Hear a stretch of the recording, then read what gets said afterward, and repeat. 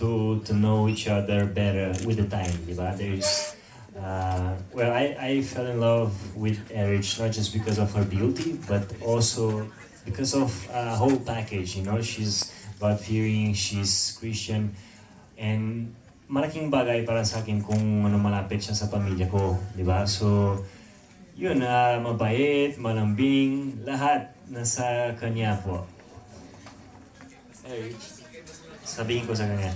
Ano, Yun nga po, aside from having the same faith, masasabi ko that sa nakikita ko po ngayon, si Daniel talaga, he's really a family man.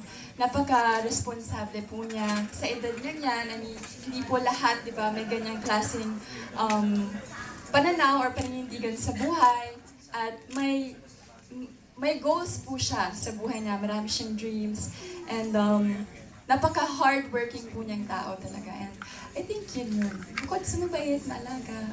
Yun po, kay Glenn. Ano reaction nyo na yung mga Instagram followers nyo saka fans nyo, inakala na parang